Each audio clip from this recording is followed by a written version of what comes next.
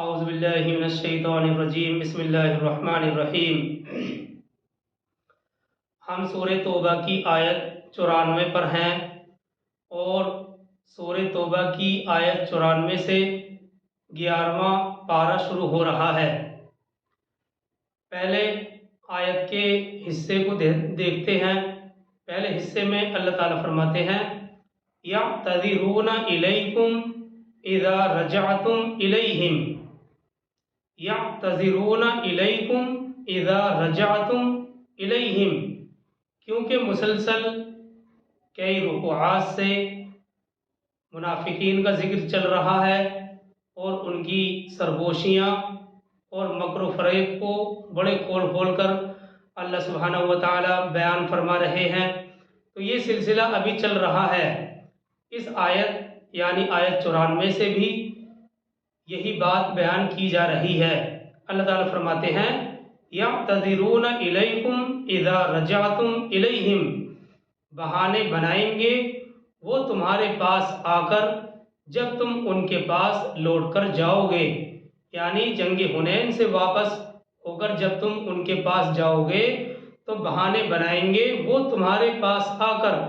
جب تم ان کے پاس لوٹ کر جاؤ گے۔ آگے اسی آیت میں ہے قُل لَا تَعْتَذِرُوا لَن نُؤْمِنَ لَكُمْ قَدْ نَبَّأَنَا اللَّهُ مِنْ أَخْبَارِكُمْ، اے نبی صلی اللہ علیہ وسلم آپ کہہ دیجئے کہ بہانے مت بناؤ، ہم تمہاری بات نہیں مانیں گے، اللہ نے ہمیں پوری طرح باخبر کر دیا ہے تمہاری خبروں سے۔ یعنی مہم اور جنگ پر جانے سے پہلے تو حضور صلی اللہ علیہ وسلم اپنی طبعی شرافت کی وجہ سے منافقین کے جھوٹے بہانوں پر بھی خاموشی اختیار فرمایا کرتے تھے، جھوٹے بہانوں پر بھی سکوت فرمایا کرتے تھے، لیکن اب کیونکہ وحی کے ذریعے سے ان کے جھوٹ کے سارے پردے چاک کر دیے گئے ہیں، اس لیے فرمایا جا رہا ہے اے نبی صلی اللہ علیہ وسلم اب آپ ڈنکے کی چوٹ ان سے کہہ دیجئے کہ اب ہم تمہاری کسی بات پر یقین نہیں کریں گے، کیونکہ اب اللہ تعالیٰ نے تمہاری باطنی کیفیات سے ہمیں مطلع کر دیا ہے۔ اس سے پہلے حضور صلی اللہ علیہ وسلم کو معلوم ہوتا تھا، لیکن اپنی طبعی شرافت کی وجہ سے منافقین کے جھوٹے بہانوں پر خاموشی فرمایا کرتے تھے،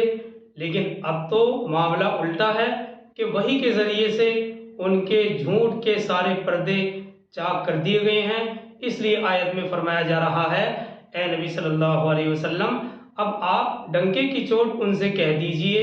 کہ اب ہم تمہاری کسی بات پر یقین نہیں کریں گے، کیونکہ اب اللہ سبحانہ و تعالیٰ نے تمہاری تمام باطنی کیفیات سے ہمیں مطلع کر دیا ہے۔ آگے اسی آیت میں ہے وَسَيَرَى اللَّهُ عَمَلَكُمْ وَرَسُولُهُ، اب اللہ اور اس کے رسول تمہارے عمل کو دیکھیں گے، تمہارے عمل دیکھیں گے۔ اب اللہ اور اس کے رسول تمہارے عمل دیکھیں گے، یعنی آئندہ آنے والے زمانے میں آئندہ تمہارے طرز عمل اور رویے کا جائزہ لیا جائے گا اللہ اور اس کے رسول کی طرف سے۔ آگے چلتے ہیں اس آیت کے آخری حصے کی طرف ثم تردون الى عالم الغیب والشہادۃ فینبئکم بما کنتم تعملون، پھر تمہیں لوٹا دیا جائے گا اس اللہ کی طرف جو غائب اور حاضر کا جاننے والا ہے، پھر وہ تمہیں بتلائے گا جو تم کرتے رہے ہو۔ ثم تردون الى عالم الغیب والشہادۃ فینبئکم بما کنتم تعملون، پھر تمہیں لوٹا دیا جائے گا اس اللہ کی طرف جو غائب اور حاضر کا جاننے والا ہے، پھر وہ تمہیں باخبر کر دے گا جو تم کرتے رہے ہو۔ اگلی آیت 95 ہے، اللہ تعالیٰ فرماتے ہیں سَيَحْلِفُونَ بِاللَّهِ لَكُمْ إِذَا انقَلَبْتُمْ إِلَيْهِمْ لِتُعْرِضُوا عَنْهُمْ، ابھی یہ تمہارے پاس تمہارے سامنے اللہ کی قسمیں کھائیں گے جب تم لوگ ان کی طرف لوٹ کر جاؤ گے۔ ابھی یہ تمہارے سامنے اللہ کی قسمیں کھائیں گے جب تم لوگ ان کی طرف لوٹ کر جاؤ گے تاکہ آپ ان سے اعراض کریں۔ فَأَعْرِضُوا عَنْهُمْ إِنَّهُمْ رِجْسٌ وَمَأْوَاهُمْ جَهَنَّمُ جَزَاءً بِمَا كَانُوا يَكْسِبُونَ۔ تو ٹھیک ہے آپ ان سے اعراض کیجئے،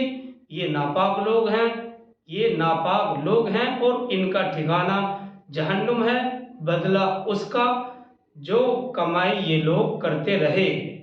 بالکل لفظی ترجمہ کر رہے ہیں، فَأَعْرِضُوا عَنْهُمْ إِنَّهُمْ رِجْسٌ وَمَأْوَاهُمْ جَهَنَّمُ جَزَاءً بِمَا كَانُوا يَكْسِبُونَ۔ تو ٹھیک ہے آپ ان سے اعراض کیجئے، یہ ناپاک لوگ ہیں اور ان کا ٹھکانہ جہنم ہے، بدلہ اس کا جو کمائی یہ لوگ کرتے رہے۔ اگلی آیت 96 بھی اسی سے متعلق ہے۔ اللہ تعالیٰ فرماتے ہیں، یحلفون لکم لترضوا عنہم، یہ قسمیں کھائیں گے تمہارے سامنے تاکہ تم ان سے راضی ہو جاؤ۔ دیکھیے یہ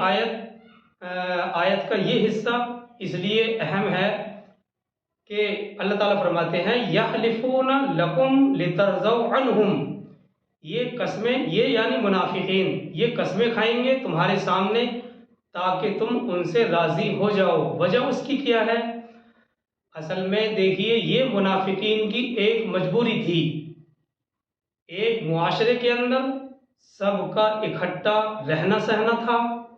اور اسی طرح سے اوس اور خزرج جو دو قبیلے تھے، ان قبیلوں میں ان کی رشتہ داریاں بھی تھیں۔ ایسے ماحول میں اور ایسے حالات میں یہ منافقین سمجھتے تھے کہ اگر مسلمانوں کے دل ان کی طرف سے صاف نہیں ہوئے تو وہ معاشرے کے اندر ایک اچھوت بن کر رہ جائیں گے، اس لیے وہ مسلمانوں کے اندر اپنا اعتماد پھر سے بحال کرنے کے لیے ہر طرح کی کوشش کر رہے تھے۔ جی ہاں، وہ مسلمانوں سے ملاقاتیں کرتے تھے، ان کو اپنی مجبوریاں بتلاتے تھے اور ان کے سامنے قسمیں کھا کھا کر اپنے اخلاص کا یقین دلانے کی کوشش کرتے تھے، ان کو اپنی مجبوریاں بتاتے تھے، ان کے سامنے قسمیں کھاتے تھے۔ اس لیے آیت کے اگلے حصے میں اللہ سبحانہ وتعالیٰ کی طرف سے ایک اور بات ارشاد کہی گئی ہے، اور وہ ہے فَإِن تَرْضَوْا عَنْهُمْ فَإِنَّ اللَّهَ لَا يَرْضَىٰ عَنِ الْقَوْمِ الْفَاسِقِينَ۔ تو اگر تم ان سے راضی ہو بھی گئے، یہ نبی صلی اللہ علیہ وسلم کو مخاطب کر کے کہا جا رہا ہے کہ اے نبی صلی اللہ علیہ وسلم، اگر تم ان سے فَإِن تَرْضَوْا عَنْهُمْ فَإِنَّ اللَّهَ لَا يَرْضَىٰ عَنِ الْقَوْمِ الْفَاسِقِينَ، تو اگر تم ان سے راضی ہو بھی گئے تو اللہ ان نافرمانوں سے راضی ہونے والا نہیں ہے۔ اگر تم راضی ہو بھی گئے اور ان کی قسموں میں اور ان کے یقین دلانے میں آ بھی گئے تو پھر بھی اللہ سبحانہ وتعالیٰ ان نافرمان لوگوں سے راضی ہونے والا نہیں ہے۔ تو یہ اللہ سبحانہ وتعالیٰ کی طرف سے ایک وعید کے طور پر بات بیان کی گئی ہے۔ اگلی آیت 97 ہے، اللہ تعالیٰ فرماتے ہیں الاعراب اشد کفرا ونفاقا واجدر الا يعلموا حدود ما انزل اللہ علی رسولہ، یہ بدو لوگ کفر اور نفاق میں زیادہ سخت ہیں اور زیادہ اس لائق ہیں کہ ناواقف ہوں اس چیز کی حدود سے جو اللہ نے اپنے رسول پر نازل فرمائی ہے۔ واللہ علیم الحکیم، اور اللہ سب کچھ جاننے والا اور حکمت والا ہے۔ یہ مدینے کے آس پاس کے جو لوگ دیہاتی لوگ تھے ان کے بارے میں یہ بات کہی جا رہی ہے، الاعراب اشد کفرا ونفاقا واجدر الا يعلموا حدود ما انزل اللہ علی رسولہ، یہ بدو لوگ، یہ دیہاتی لوگ، بادیہ نشین لوگ کفر اور نفاق میں زیادہ سخت ہیں اور زیادہ اس لائق ہیں کہ ناواقف ہوں اس چیز کی حدود سے جو اللہ نے اپنے رسول پر نازل فرمائی ہے، اور اللہ سب کچھ جاننے والا اور حکمت والا ہے۔ آیت کا مطلب یہ ہے کہ اہل مدینہ جو مدینے کے لوگ ہیں، مدینے میں رہنے والے لوگ ہیں، وہ تو مسلسل رسول کریم صلی اللہ علیہ وسلم کی صحبت سے فیضیاب ہو رہے تھے آپ صلی اللہ علیہ وسلم سے جمعے کے خطبات سنتے تھے اور آپ کی نصیحت کا ایک سلسلہ رات دن ان کے درمیان چلتا رہتا تھا، مگر آس پاس کے جو علاقے کے لوگ تھے، بادیہ نشین لوگ اور آس پاس کے دیہات میں رہنے والے لوگوں کو تعلیم اور تعلم کے ایسے موقع کم میسر آتے تھے، اس لیے فطری وجوہات کی بنا پر کفر اور نفاق کی شدت ان لوگوں میں، ان بدو لوگوں میں نسبتاً زیادہ تھی۔ بہرحال تو اس آیت سے یہ بات سمجھ میں آتی ہے کہ جو مدینے کے لوگ تھے وہ تو رسول اللہ صلی اللہ علیہ وسلم کی صحبت سے فیض یاب ہوتے رہتے تھے رات دن، لیکن جو آس پاس کے لوگ تھے ان کو تعلیم اور تعلم کے موقع کم میسر آتے تھے۔ اسی فطری وجوہات کی بنا پر کفر اور شرک اور نفاق کی جو شدت تھی ان لوگوں میں نسبتاً زیادہ پائی جاتی تھی۔ بہرحال اگلی آیت 98 کی طرف چلتے ہیں اور اس میں بھی اسی بات کو بیان کیا گیا ہے بادیہ نشین لوگوں کی۔ اللہ تعالیٰ فرماتے ہیں وَمِنَ الْأَعْرَابِ مَن يَتَّخِذُ مَا يُنْفِقُ مَغْرَمًا، اور ان دیہاتوں میں ایسے لوگ بھی ہیں، ان دیہاتیوں میں بادیہ نشین لوگوں میں ایسے لوگ بھی ہیں جو کچھ انہیں خرچ کرنا پڑتا ہے وہ اسے تاوان سمجھتے ہیں۔ ان اعرابیوں میں ایسے لوگ بھی ہیں کہ جو کچھ انہیں خرچ کرنا پڑتا ہے وہ اسے تاوان سمجھتے ہیں، یعنی زکوٰۃ، عشر، خیرات وغیرہ کی ادائیگی جو اسلامی نظام حکومت کے تحت ان پر عائد ہوتی تھی، یہ لوگ اس کو تاوان سمجھتے تھے، بڑی ناگواری کے ساتھ اس کو ادا کرتے تھے۔ لیکن کیونکہ اس سے پہلے وجہ اس کی یہ تھی کیونکہ اس سے پہلے اس علاقے میں نہ تو کوئی ایسا نظام تھا اور نہ ہی یہ لوگ ٹیکس وغیرہ ادا کرنے کے عادی تھے، اور ان کی ایک اور کمزوری کو آیت کے اگلے ٹکڑے میں بیان کیا گیا ہے وَيَتَرَبَّصُ بِكُمُ الدَّوَائِرَ، اور وہ انتظار کرتے ہیں تم پر زمانے کی گردشوں کا۔ وَيَتَرَبَّصُ بِكُمُ الدَّوَائِرَ، اور وہ انتظار کرتے ہیں تم پر زمانے کی گردشوں کا، یعنی یہ لوگ بڑی بے صبری سے انتظار کرتے ہیں کہ گردش زمانے کی وجہ سے اہل اسلام کے خلاف کچھ ایسے حالات پیدا ہو جائیں، کچھ ایسے واقعات پیش آ جائیں جن سے مدینے کی یہ اسلامی حکومت ختم ہو کر رہ جائے اور وہ ان پابندیوں سے آزاد ہو جائیں۔ آگے اسی آیت میں اللہ سبحانہ وتعالیٰ ان لوگوں کی بات کا جواب دیتے ہوئے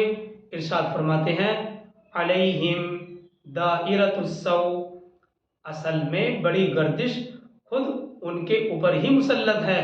واللہ سمیع علیم، اور اللہ سب کچھ سننے والا اور جاننے والا ہے۔ یعنی یہ لوگ تو اہل اسلام کے اوپر، مسلمانوں کے خلاف اس انتظار میں ہیں کہ کچھ ایسے حالات پیش آ جائیں جن سے مدینے کی یہ حکومت ختم ہو کر رہ جائے اور وہ ان پابندیوں سے آزاد ہو جائیں، لیکن اللہ سبحانہ وتعالیٰ کہتے ہیں علیہم دائرۃ السوء، اصل میں یہ خود ہی گردش،